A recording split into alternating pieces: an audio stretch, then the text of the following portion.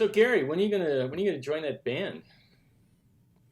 Yeah, I got a drummer back here, and I'm ready to start writing some music. Yeah. Hey, I've always wanted to play piano. I just never quite seemed to make it stick. I've done my share Yeah. of piano lessons, but it's still on my to-do list. Actually, I'd still like to learn it. There you Boy, go. I tell you, I see somebody who's really good at piano. I always just go, man, Hmm. I'd pay 20 grand to just be that good. Yeah. But I realize It, it's putting in your 10,000 hours in practice and whatever it takes to get there. So yeah. Yeah, it's funny. Playing in a band when you're older. Um, a lot of people just I don't think they realize that you can really play in a band at any age. I mean, you don't have to be 24 and in a rock band to enjoy playing music, and you don't have to be Eddie Van Halen or whatever to be in a band. You can be at a band at any age and really almost at any skill level. And that's really what I wanted to talk about today is playing in a band at any age, and specifically when you're older. So in my case, I played a lot when I was younger. I was in a few bands, and then I took a break. Life kind of caught up to me with jobs and family and whatever. And then I jumped back into it about 10, 12 years ago. Um, and I had a lot of reservations. I had a lot of reservations about, can I do it? Am I any good? Am I too old? That was a big one. Um, and the reality is that you can do these things um, without any hesitation. Um, the first thing that I think is important is not to feel intimidated. Right? Don't feel like I can't do something because I'm not fitting a certain genre, or I can't play punk anymore. I mean, if you're in a punk band in your 20s and you want to be a punk band in your 50s, go do it. There's plenty of bands out there with guys that are in their 50s and they're playing punk and they're just as good as they were before. Or I played punk in my 20s and I want to play jazz in my 50s, but I'm not really a jazz player or whatever. You can learn it. You can get a teacher, and you can expand on the knowledge you had and get even better. And part of that is getting out of this loop, and for a lot of people that I know, an endless loop of practice, right? I'm not saying it's not good to practice, but at some point you have to play with people, right? You can practice every day for the rest of your life, and you're great by yourself at home or in a practice studio, but it's totally different when you're with people. It really is. And I'll give you an example. Um, the current band I'm in right now, we come up with a couple of songs. So, say we email each other and, okay, we're going to try this song, try that song, and I'll practice. I'm an upright bass player, and I'll practice that song, and I'll have it in my head like, okay, this is what I want to do. This makes sense to me. I'm playing against the song, and I'll get there, and it doesn't work at all, because what I practiced by myself doesn't work in a band setting, right? It's because I'm not playing by myself. I'm playing with a bunch of other people. So one thing to get used to as a musician, whether you're making money at it or you're just doing it as a hobby, is you're really going to get good at your craft when you're playing with people, and that means you have to join a band, right? At some level, and you want to look for a band that resonates with you, right? A band that has the same musical yeah, interests, right? Don't focus on genre. A lot of people focus on genres. Oh, I want to play punk. I want to play rock. I want to play alt rock. I want to play jazz. I want to play rockabilly. I want to play blues. I want to play this. I want to play that.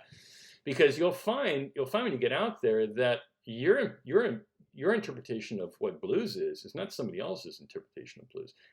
Alt rock being the worst one. I hate that term alt rock because that is so wide open, right? I mean, I've played with some alt rock bands, and I'm like, that's alt rock. I did that. Okay. So don't get lost in genre.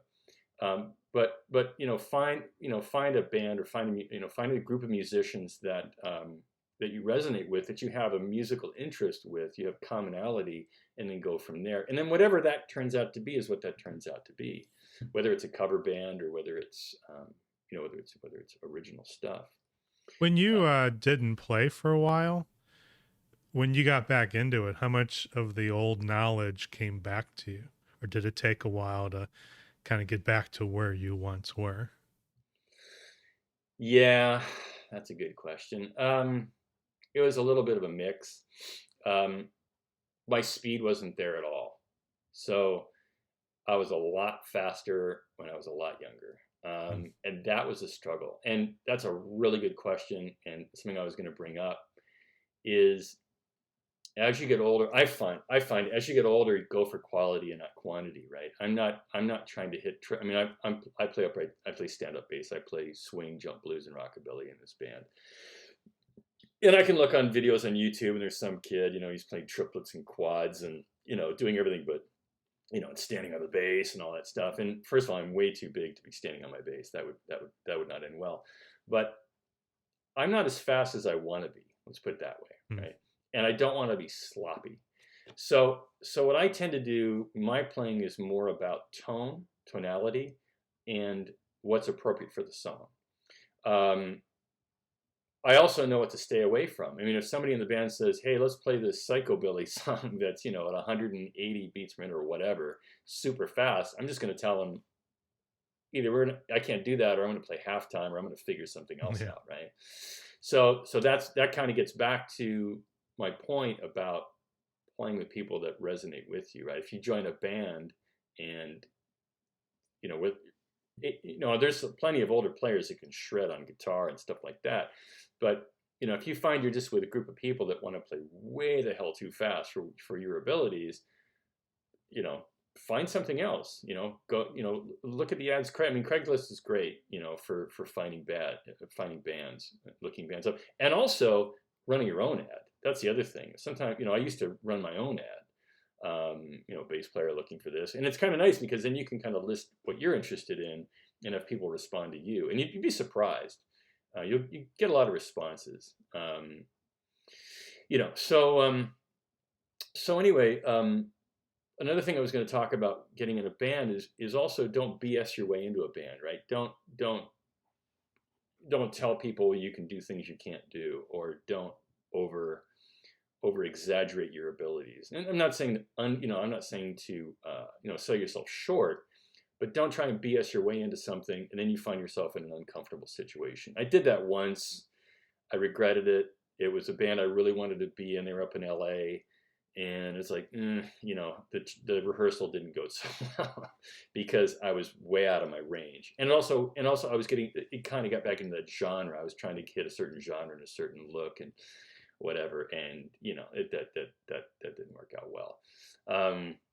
But be honest with yourself, be honest with your abilities, be honest with what you enjoy, and try to find people that you resonate with, because a band in a lot of ways is kind of like another family. I mean, you really get to know these people, right? When you play music with somebody, that's pretty intimate. You'd be surprised. I mean, you're sure. And if you're singing, like if you're in front of a bunch of people in the band, I'm not even talking about getting out and playing. If you're in a rehearsal room with a bunch of people and you're singing, I mean, you're putting yourself out there. I mean, you're unless you're a professional singer, you're exposing yourself, so to speak, to criticism and bad looks if you hit the wrong note and so on. And if you're really self-conscious, you may just the drummer might be thinking of something, but he's making a face, and you take that as, oh, I suck at singing, and then you never do it again, right? So you have to be kind of thick-skinned about it, and know that you're not going to be perfect, and ask people's ask for feedback too. I mean, I do that all the time, and the guys that I play with now, I mean, I'm in a great band, and we're all professionals, at what we do, as musicians, and we're very open and honest with each other, and we sort of keep each other honest about what we're doing, and it makes it so much easier too. It's just it's just so much easier to just be with people that, you trust their opinion, they trust your opinion, and you can be open and honest, and that helps you move forward and be, have a better experience. And also that makes a difference when you're out in public. Sure. So when you're doing gigs, you know that, you're comfortable with the people you're playing with, and there's not a lot of, drama in the background. It's hard enough to play in front of people and play a gig and remember the set list, remember all the changes and whatever, and not have some other BS in the background or something you're trying to think of, or you're having some relationship issue with somebody else in the band, and you need that like you need a hole in the head. So yeah, but it's cool. It's a lot of fun. I urge people to get out there and be in a band. If you've never been in a band and you play an instrument, what do you got to lose? Give it a shot. Try it. I mean, it's great for your creativity. It's great for your mental health. It's great for your work-life balance. You'll be surprised the number of people that you inspire. Mm-hmm.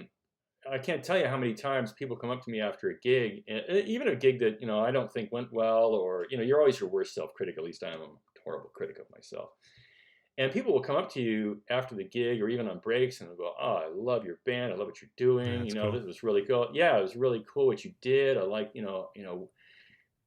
I get a lot," and I'm not trying to inflate my own ego, but I'm always surprised by the amount of reactions I get from people.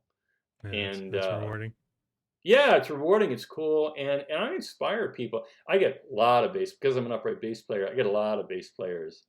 "Oh man, I want to, I'm inspired by what you did. I've always wanted to play upright too." I mean, half my breaks are really standing there with my upright, talking to the bass players about my upright and playing. But I'm cool with it. I give them a gear breakdown. I tell them, the do's and don'ts and the gotchas and where to get a bass, an upright bass, and so forth and so on. So, it's kind of fun.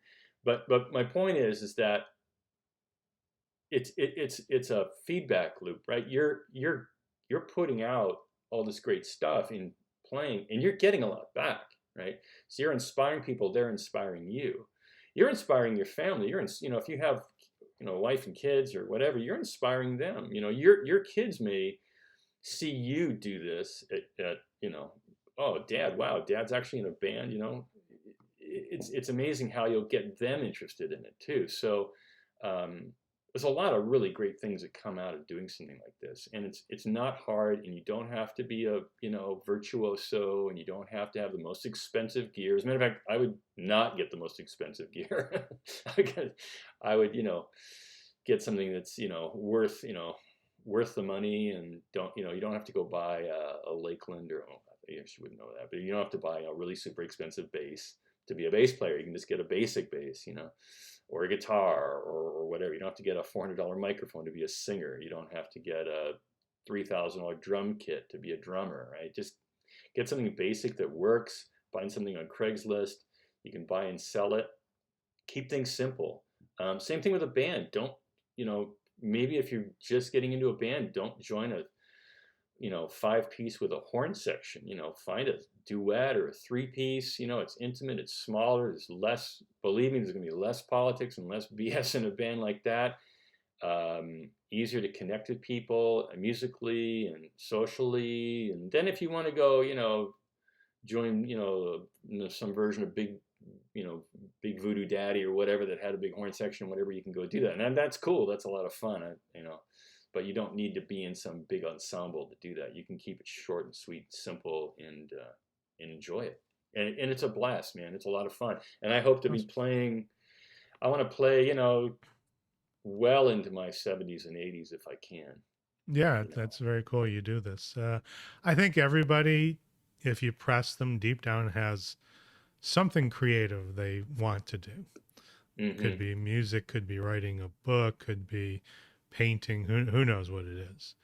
And it's unfortunate a lot of people just never ever really pursue it, or maybe they did when they were 20 and they got caught up in career and kids. And I just really hope everybody at some point gives it a shot, gives it a run, no matter what age you're at or whatever. I think people make 2 mistakes. I think the first mistake is people expect too much of it sometimes. Like, they get into being a band thing like, oh, I'm going to become a rock star and make all this money. It's like, no, just get into a band and just enjoy the band, just write for yourself. Don't write a book because you think it'll become this best-selling novel. Just write for the pure enjoyment of writing. Don't do it because you think it'll bring some riches in or something. If it does, great, but just enjoy the creative pursuit for doing it because you like doing it, right? And I think the other thing that runs into people as they get older is thinking they're too old to do it, Yeah. which is really silly when you think about it. Like me with piano, if you're 60 and you might say, well, I'm 60, it's too late to learn piano. It's like, well, let's say it takes you 5 years to get decently good at learning piano. Well, if you start now, when you're 65, you'll be decently good at piano. And it's like, well, why not? Right. Yeah, you're on the older side, but so what? Won't it be cool when you're 65 to be in a band playing piano? So, there's lots of people out there who started some creative pursuit in their 60s, 70s, 80s. Right. So, and the brain activity. I mean, yeah, the neural connections you're making. I mean, all that stuff. When you're playing in a band, believe me, your brain is moving, man. You're thinking ahead, and it's a mental workout. I mean, I'm as mentally exhausted after a gig as I am physically. Well, I study longevity a lot, and one population that tends to live a long time is musicians. There's a lot of old classical musicians who are in their 90s, yeah, because there is a lot of brain stimulation that comes from learning music. Absolutely. Yeah. So, one thing I wanted to touch on, because you mentioned writing, is and I should have said this in the beginning, but one thing I did get out there, when I got back into playing, was open mics. I had a friend of mine who's a guitar player. We did an open mic, and it's a nice way to put your toe in the water, because I saw people at open mics that were reading poetry, that were reading something they wrote. mm-hmm. Open mic can really be anything. It's an open mic. It's a mic saying, guy that, trying to get into comedy, he does an open mic comedy. And some of the open mics out there are pretty cool. I mean, it's like some guy gets up a guitar, some guy gets up with a kazoo, some guy reads the poetry, some guy does a 5-minute shtick on, why is my electric bill so expensive, some comedy thing.